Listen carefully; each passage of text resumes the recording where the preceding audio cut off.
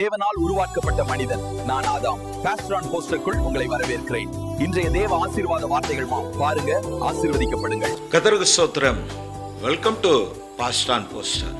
இந்த நாளுக்கான தேவனுடைய ஆசீர்வாத வார்த்தை ரூத் எழுதின புத்தகம் 3ஆம் அதிகாரத்தின் 11ஆம் வசனத்தை நான் உங்களுக்காய் வாசிக்கிறேன். இப்போது மகளே, நீ பயப்படாதே, உனக்கு வேண்டியபடியெல்லாம் செய்வேன். நீ குணசாலி என்பதை என் ஜனமாகிய ஊரார் எல்லோரும் அறிவார்கள். பிரியமானவர்களே, கர்த்தருக்குள் சுகமாய் இருப்பீர்கள் என்று விசுவாசிக்கிறேன். இந்த கால வேளை மீண்டும் தேவனுடைய ஆசீர்வாத வார்த்தை இந்த வாரத்தின் கடைசி நாளில் கொண்டு வருவது எனக்கு மிகுந்த சந்தோஷமாக இருக்கிறது. உங்களுடைய ஆதரவு, உங்களுடைய அழைப்பு, பலர் உங்களுடைய ஃபீட்பேக்கை தெரியப்படுத்துவதற்காய் தேவனுக்கு நன்றி செலுத்துகிறேன்.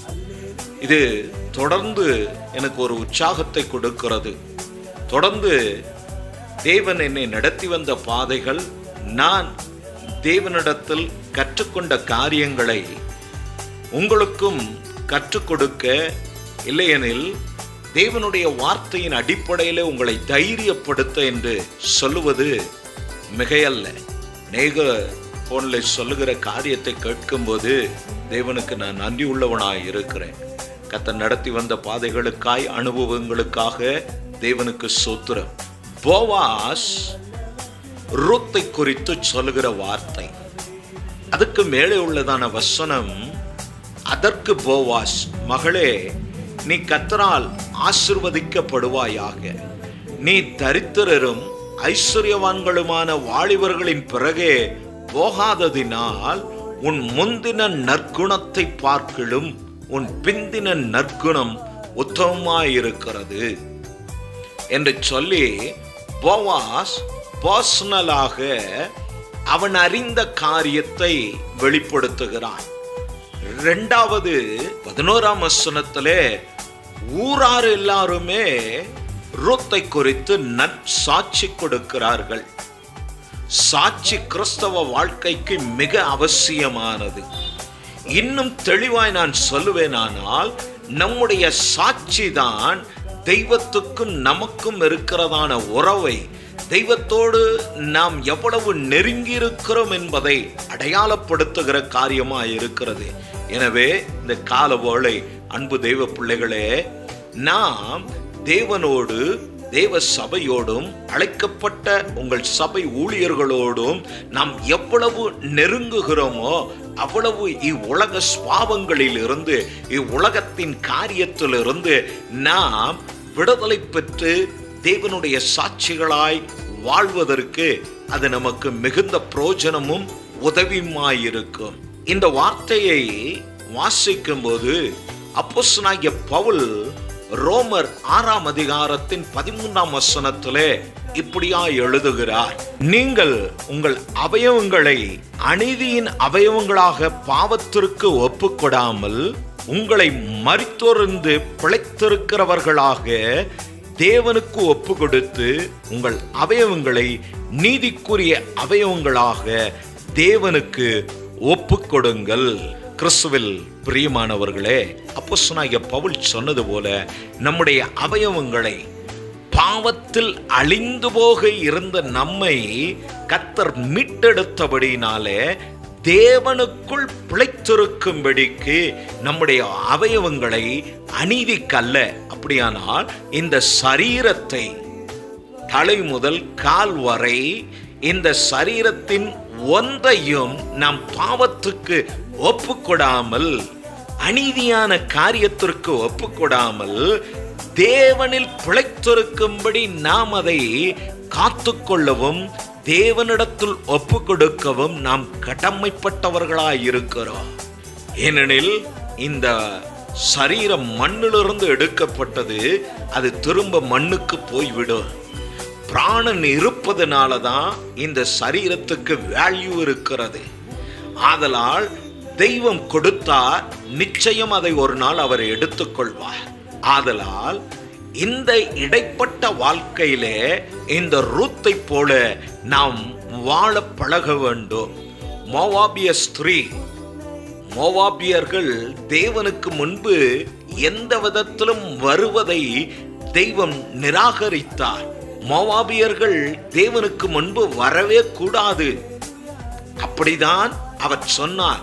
ஏனெனில் முரண்பாடாய் பிறந்தவர்கள், முறைகெட்டு பிறந்தவர்கள், வேதத்திலே இன்ன பாவம் நாம் கேள்விப்படாத, நாம் இதுவரை கேட்காத பார்க்காத அநேக பாவ காரியங்கள் வேதத்தில் உண்டு. ஏன் எழுதினா, காலப்போக்கிலே இந்த பிசாசானவன் இவைகளை சபைகளுக்குள்ளே, ரட்சிக்கப்பட்ட ஜனத்துக்குள்ளே இவைகளை அவன் கொண்டு வரும்போது, நாம் வாசித்தவர்கள், கேட்டவர்கள், நாம் அவைகளுக்கு விலகி இருக்கிறவர்களாய் நாம் இருக்க வேண்டும். மோவாபியர்கள் தெய்வத்துக்கு முன்பு வருவதற்கு தகுதியற்றவர்கள். தெய்வம் அதை விரும்பவும் இல்லை. ஏனெனில் முரண்பாடாய் பிறந்தவர்கள்.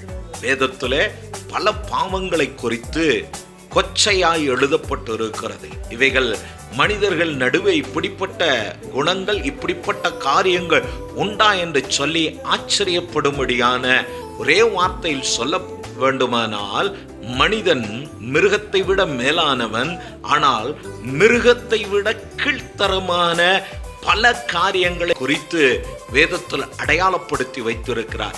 அப்படி முரண்பாடாய் பிறந்த மோவாபியர் தேசத்திலிருந்து இந்த ரூத் வருகிறாள். இந்த ரூத் நகோமியினுடைய வீட்டுக்கு மருமகளாய் வந்து ஒரு தீர்மானம் எடுத்தாள். நகோமி எல்லாம் இழந்து அவளுடைய வாழ்க்கை சிரிப்பான, சந்தோஷமான, நகைப்பான வாழ்க்கை கசப்பாய் மாறினது. மோவாப் தேசம், இந்த உலகம் கிறிஸ்துவை விட்டு பின்வாங்குகிற, இல்லையெனில் எப்படியாவது பிழைத்துக் கொள்ள வேண்டும் என்று ஓடுகிற அநேகர் பின்வாங்கி போனவர்களை நாம் கவனிக்கிறோம். இன்னும் பின்வாங்குகிற மனதோடு கூட சபையோடு ஐக்கியம் வைத்திருக்கிறதான உங்களுக்கு இதை எச்சரிப்பாய் தேவன் பேசுகிறார். இந்த உலகம் நீங்கள் போவீர்களானால் உங்களை வாழ வைக்கும். உங்கள் தேவைகள் அங்கே சந்திக்கப்படும். உங்களுக்கானதெல்லாம் கூட கொடுக்கப்படுவது போல ஒரு பாவனை காணப்படும். ஆனால் அது நிஜமல்ல, அதை நம்ப வேண்டாம். அதனால தான் இந்த சரித்திரத்தை தெய்வம் நம்முடைய வேதத்திலே, உங்கள் கரத்தில் இருக்கிறதான இந்த வேத புஸ்தகத்திலே அதை எழுதினார். புத்தகத்தில் எழுதப்பட்ட வார்த்தைகள் எல்லாம் நம்முடைய கிறிஸ்தவ வாழ்க்கை, நம்முடைய ஆத்துமா ஈடேறுவதற்காக தெய்வம் அவர்களை நடத்தினதாகும். தெய்வத்தை விட்டு, சபையை விட்டு, தேவனுடைய வார்த்தை விட்டு, தேவ சமூகத்தை விட்டு இந்த பூமியிலே எப்படியாகிலும் பிழைத்துக் கொள்ள வேண்டும் என்று சொல்லி ஓடிப்போனான். வேதம் சொல்லுகிறது, அழுகிறவர்களோட அழுங்கள் என்று சொல்லி. ஆனால் அழுவதற்கு பதிலாய் அங்கு வந்த கஷ்டங்களை பார்த்து ஓடிப்போனார்கள் வாழ்வை தேடி. இந்த பூமி அவர்களை வாழ வைத்தது. அவருடைய பூர்ண ஆயுசு வரை இந்த பூமியால் வாழ வைக்க முடியாது. இந்த ரூத்தினுடைய அனுபவத்தை நாம் இந்த காலவோளை கையில் எடுத்துக்கொள்வோம். வாரத்தின் கடைசி நாளானாலும் நாளை கர்த்தருடைய ஆராதனையில கர்த்தர் தொடர்ந்து உங்களோடு கூட பேசுவார். திடமனதா இருங்க, தைரியமா இந்த ரூத்தை போல முன்வைத்த கால பின் வைக்காதீங்க. களப்பெண் மேல் கை வைத்து விட்டு பின்னிட்டு பாராதே என்று சொல்லி வேதம் சொல்லுகிறது அல்லவா? அவ்வார்த்தைக்கு நாம் செவி கொடுப்போம். அது ஊழியக்காரனுக்கு மாத்திரமல்ல, விசுவாசிகளுக்கும். இந்த உலகத்தை நம்பி நாம் போவோமானால், இந்த உலகத்தை நம்பி நீங்களோ இல்லை உங்களுடைய குடும்பத்தார், உங்கள் பிள்ளைகள் போவார்களானால் அவர்களை எச்சரிக்கும்படியா இந்த காலவோளை நான் தாழ்மையாய் கேட்டுக்கொள்கிறேன். காரணம், நகோமியின் குடும்பத்துக்கு நேர்ந்த துயரமான, வேதனையான, கசப்பான அனுபவத்தோடு சில வேளைகளில் போகிறவர்கள் திரும்ப வேண்டிய கட்டாயம் ஏற்படும். இந்த பூமி எவனையும் வாழ வைக்காத தெய்வம் ஒருவர் மாத்திரம்தான். சூரியனையும் அவர் படைத்தார், சந்திரனையும் அவர் படைத்தார். பகலையும் இருளையும் உண்டாக்கின தெய்வம், சமாதானத்துக்குமான தெய்வம். ஆதலால் இந்த ரூத் தீர்மானம் எடுத்தார். இவ்வளவு கசப்பான வாழ்க்கையிலே வாழ்ந்து கொண்டு இருக்கிறதான தேவ பிள்ளையாம் நகோமி ஏன் தேவனை தேடி, தேவ ஜனத்தை தேடி, சபையை தேடி போகிறார்? இந்த வயதான நாட்களிலே நகோமிக்கு அந்த தெய்வம் தேவைப்படுவாரானால், இந்த வயதான காலத்தில் அவர்களுக்கு தெய்வம் உதவி செய்ய முடியுமானால், நிச்சயம் நானும் அவரை பின்பற்றுவேனானால் எனக்கும் அவர் நன்மை செய்ய வல்லவராயிருக்கிறார். அதை தான் இயேசு மத்தேயுல சொன்னார்.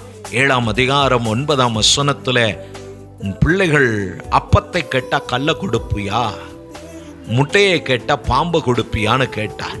பொல்லாதவர்களாகிய நீங்களே உங்கள் பிள்ளைகளுக்கு நல்ல ஈவை கொடுக்க அறிந்திருக்கும் போது உங்கள் பிதாவாம் தெய்வம் உங்களுக்கு எப்படி நன்மை செய்யாமல் இருப்பா?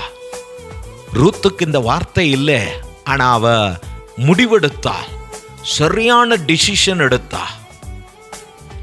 அவங்க அத்தை உலக பிரகாரமாய் நகோமி அவளுக்கு ஆலோசனை சொன்ன போதிலும் அதை உதாசீனப்படுத்தி அதை நிராகரித்து, நான் செத்தாலும் உம்மோடு கூட, அந்த தேவ ஜனத்தோடு சபையோடு கூட நான் சாக தயாராக இருக்கிறேன், பின்னிட்டு போ என்று சொல்லி எனக்கு நீங்கள் இனி சொல்லாதிருங்கள், தைரியமாய் டிக்ளேர் பண்ணி கர்த்தரை பற்றி கொண்டார். இன்று பாஸ்டர் ஏதாவது சொல்லிட்டா கோச்சிட்டு போறவங்க இருக்கிறாங்க. சபையில் ஏதாவது ஒரு குழப்பம், சின்ன விஷயம், அப்பளத்துக்காக சண்டை போட்டு பிரிஞ்சு போன குடும்பம் என் சபையிலே உண்டு. அப்பளம் அது ஒரு வாரத்துக்கு அவர்கள் பசியை போக்குகிற காரியம் அல்ல, சின்ன விஷயம். பொறுமை இல்லை, சாந்த குணம் இல்லை. இவர்கள் எப்படி தேவனுக்கானவர்களாக இருப்பார்கள்? அப்புறம் ஒரு 6 மாதம் கழித்து சஞ்சலப்பட்டு அடிப்பட்டு உதப்பட்டு திருப்பி வந்தாங்க. இப்படி வருடக்கணக்காய் போய் பின்வாங்கி போய் திருப்பி மனம் திரும்பி வந்தவர்களும் உண்டு. நான் ரூத்தை போல நம்முடைய கிறிஸ்தவ வாழ்க்கை இருக்க வேண்டுங்க. அதை தேவன் விரும்புகிறார். அவளுடைய முந்தின நற்குணத்தை விட, அவள் அவங்க ஊரில் வாழ்ந்த வாழ்க்கையை விட, இங்கே தேவ பிள்ளையாய் தேவ சபையோடு சேர்ந்தப்போ, அதாவது தமிழில் சொல்லுவாங்கல்ல, பூவோடு சேர்ந்த நாரும் மணக்கும் என்று. ரூத்தினுடைய வாழ்க்கை இந்த பூவோடு சேர்ந்த நார் போன்றது. இந்த பூ தெய்வ ஜனமாகும். இவர்களோடு கூட சேர்ந்த போது இவளுடைய பிந்தின நற்குணம் இதைவிட மேலானதாக இருக்கிறது. இப்படிப்பட்ட விசுவாசத்தை இஸ்ரவேல் ஜனத்தினிடத்திலும் இல்லை என்று சொல்லி இயேசு பல இடத்துல புறஜாதியார்களை பற்றி சொல்லும் போது சொல்லி இருக்கிறார். கேட்கிறதான தெய்வ பிள்ளையே, இப்படிப்பட்ட சாட்சி, குறிப்பாக வாலிபர்கள் சாட்சியை காத்து கொள்வோமானால், தெய்வ பயத்தோடு நடப்பீர்களானால், இந்த ரூத்தை போல ரோமர் 6 நாம் வாசித்தது போல நம்முடைய மாம்சத்தை எந்த விதத்திலும் பொய், திருடு, வேசித்தனம், விபச்சாரம், கொலை எல்லாவற்றுக்கும் இந்த சரீரம் இதை காத்து கொள்வோமானால், நிச்சயம் இந்த ரூத் கனப்படுத்தப்பட்டது போல இந்த கால ஓலை கர்த்தர் உங்களையும் உங்கள் குடும்பத்தையும் உங்கள் பிள்ளைகளையும் கனப்படுத்தி மகிமைப்படுத்தி உங்களை ஆசிர்வதிக்க அவர் போதுமான தெய்வமாய் இருக்கிறார். எவ்வளவு கனமான ஒரு ஸ்தானத்தை தெய்வம் ரூத்து கொடுத்தார் தெரியுமாங்க? அதே தெய்வம் இன்று மாறாதவர். அதே தெய்வம் நம்மை நடத்த வல்லவர். உங்களை நடத்துவா. நீங்க பயப்படாதீங்க. அதே வார்த்தையில நாம் வாசித்தோம், நீங்க பயப்படாதீங்க. உனக்கு வேண்டியதையெல்லாம் கர்த்தர் ஏற்படுத்தி வைத்திருக்கிறார். உங்க கண்ணு காணல, அதை இயேசுவின் நாமத்தினால உங்கள் வாழ்வை சீர்படுத்தி ரூத்தை போல விடாமல் கர்த்தரை பற்றி கொள்வேன், விடாமல் நான் ஜெபிப்பேன், விடாமல் நான் போராடுவேன், தெய்வ சமூகத்தில் உபவாசிப்பேன், கண்ணீர் வடிப்பேன், ஊழியம் செய்வேன், ஆத்துமாவை ஆதாயம் பண்ணுவேன், கர்த்தரை ஆராதிப்பேன் என்று சொல்லி ஒரு தீர்மானத்தை எடுத்து நின்று பாருங்க.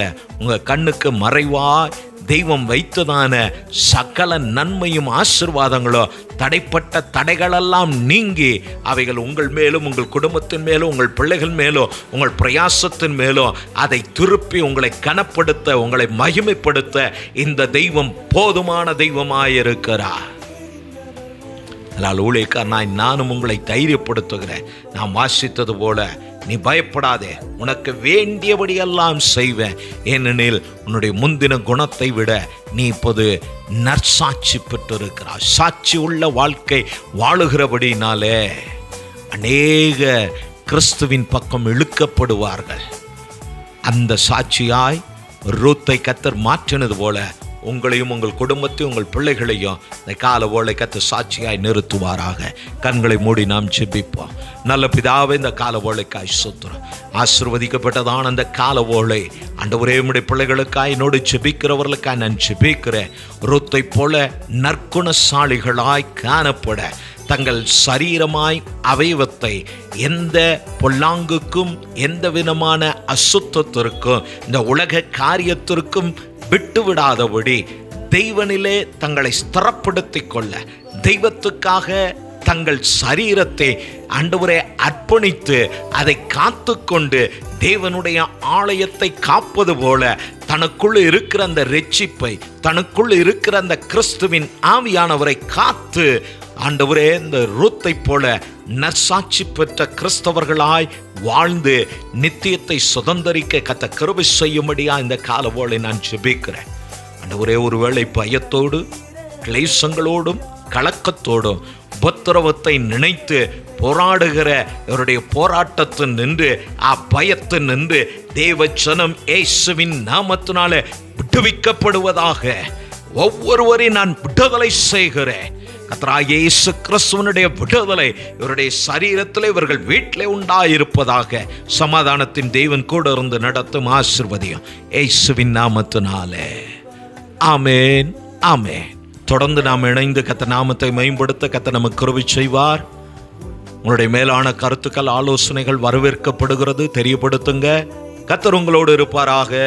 கர்த்தர் உங்களை ஆசீர்வதிப்பாராக.